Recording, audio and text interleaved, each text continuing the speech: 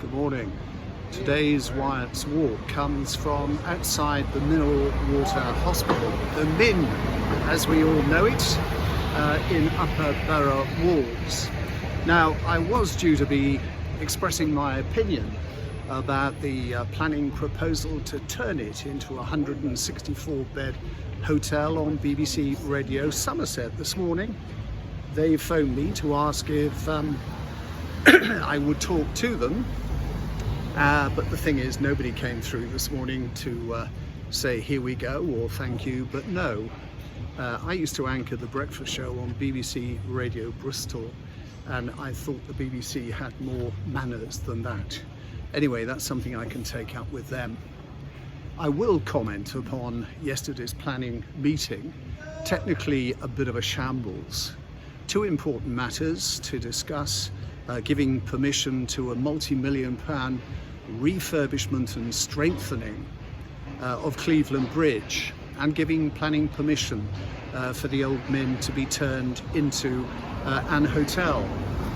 Funnily enough, both proposals ended up with councillors agreeing to have site visits. They wanted to see what the issues were, and the main issues here, according to the people who were protesting online, is that there are people living behind the MIN, and the proposed bedroom extension will rob them of light. One lady described it as it'll be like living behind a prison wall. So with all the technical issues and the fact that a lot of what was said was actually lost to YouTube, because all of the recordings end up on YouTube, they decided to come and do a site visit.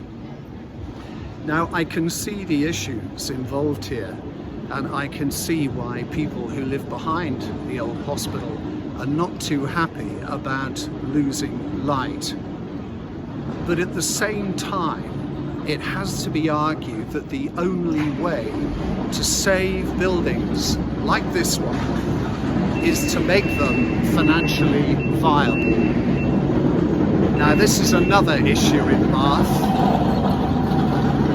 This is another issue. It's 10 to 10, and these delivery wagons are still here. All of this should be happening between 7 and 9 o'clock in the morning, not at this time of day. But anyway, that's another issue.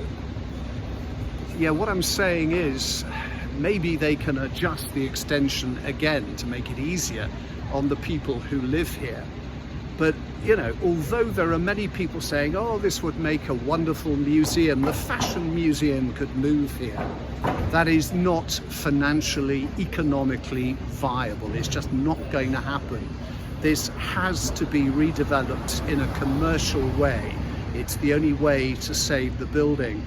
Having said that, it's grade 2 star listed, so they can't touch the front. And in fact, the facade of the old MIN is really the only genuine part of the hospital that remains. Just in case you're not aware of its history, this was the nation's first national hospital for the sick and poor, for people who didn't have money to come and stay in Royal Crescent and be carried around in sedan chairs. Opened in 1742, it offered 70 beds over 4 wards. They added an extra story, it's there on the top, you can see it, in 1793, and built an extension behind me in 1860. The hospital became very famous for its research into rheumatism, and the MIN, of course, has transferred to the Royal United Hospital. They've built a new building which is bang up to date. Now, we don't want to see this building lost. We don't want to see it lost. But I can see of no other way of saving it.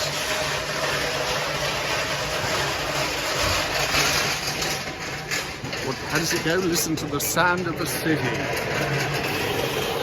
If something isn't done to save it, and it has to be said that most of the people who were looking to buy this place had a hotel in mind, If it's not saved, it'll end up like the old King Edward School in Broad Street, owned by a brewery. The roof is secure and watertight, but apart from that, it's been abandoned for years. This is a prime city site, and somebody actually said yesterday that it would serve no public benefit. That's it. Well, yes, it would. It would regenerate this part of the city centre and would also offer a lot of jobs to local people. So that's what I think anyway.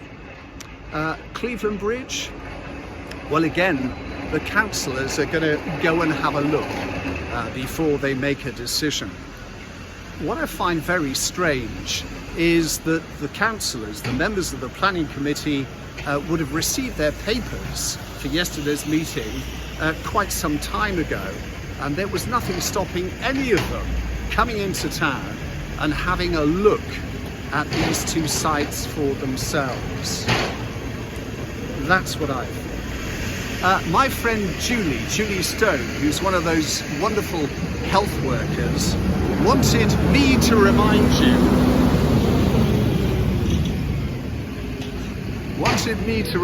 you that with COVID-19 around, it's very, very important that if you are due an annual flu jab, you have it. The government is trying to increase the number of people vaccinated against flu from 15 million to 30 million this year. And if you're over 65, you get it for nothing.